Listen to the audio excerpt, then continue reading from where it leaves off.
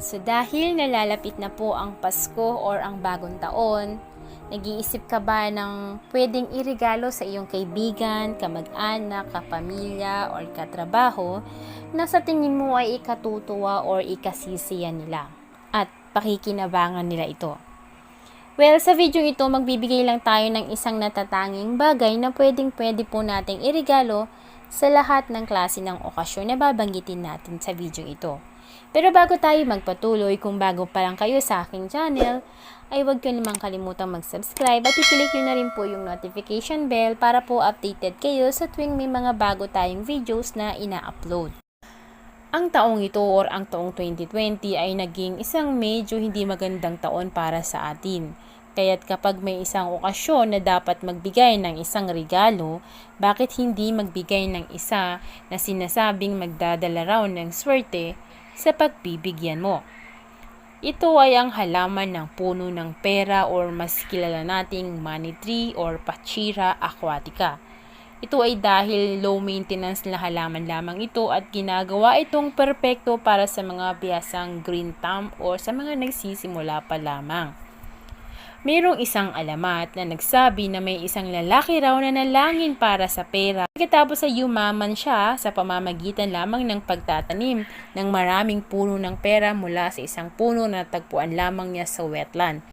Ang mga nagsasanay din ng Feng Shui ay madalas na ginagamit ang mga puno ng pera bilang isang paraan ng paglikha ng positibong enerhiya sa mga puwang ng pamamahay.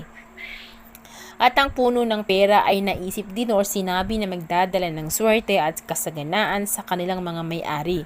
Kaya sa susunod na magkaroon ng isa sa mga okasyon na ito, magbigay ka ng isang money tree plant. Dahil lahat tayo ay maaring gumamit ng mas maraming swerte sa ating buhay. Number 1, sa mga may kaarawan.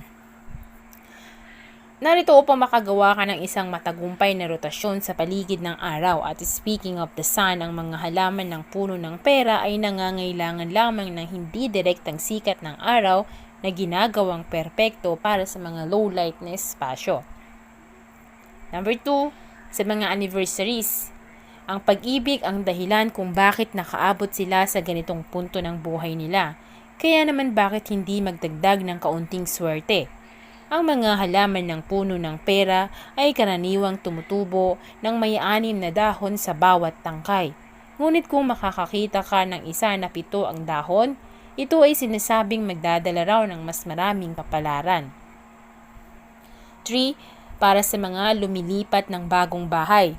Ang paglipat sa isang bagong bahay ay hindi maliit na gawain. Maging ito man ay isang apartment, bahay or kondo. Ipagdiwang ang kanilang investment sa isang halaman na tumutugma sa halos bawat dekorasyon. Inire-rekomenda rin ng mga mahihilig sa Feng Shui na ilagay ang mga ito sa timog silangan ng isang bahay. Ang sulok na iyon ay sinasabing pinamumunuan ng halaman at kahoy. 4. Para sa mga may bagong trabaho. Ang pagsisimula ng isang bagong trabaho ay maaring maging nakakatakot o nakakakaba.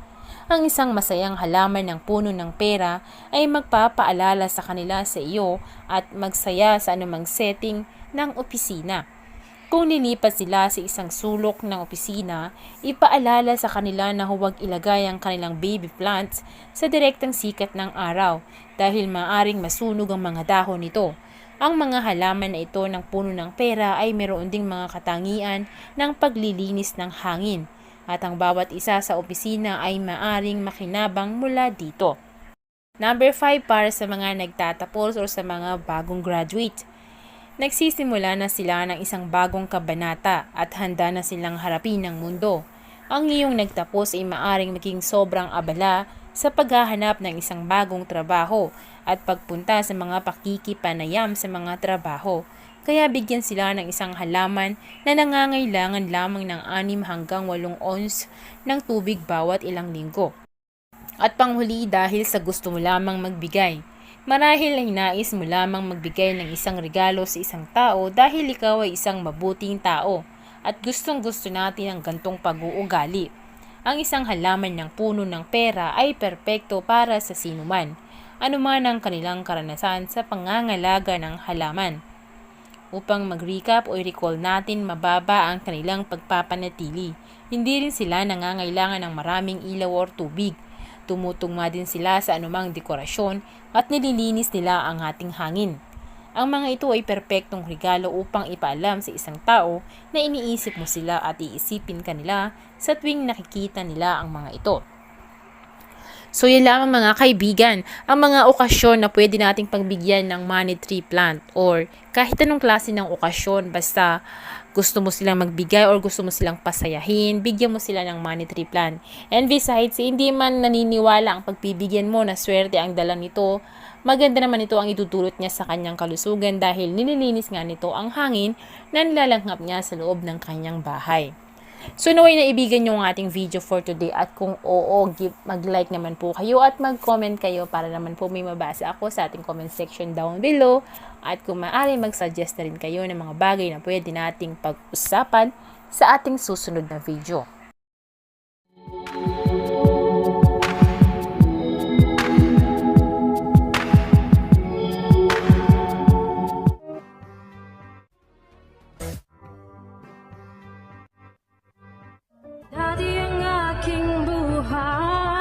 Ay kulang sa sigla. Gandang taglay ko ay hindi nila makita. Ngunit nang ikaw ay makilala, ang beauty ko'y lililingon na. So pick and pack, shop till you drop. Sa easy shop, gagandang buhay. Pick and pack, shop till you drop. Sa easy shop, mundong magiging makulay. Pick and pack, shop till you drop. Sa easy shop, gaganda ang buhay. Pick and pack, shop till you drop. Sa easy shop, mundong magiging makulay.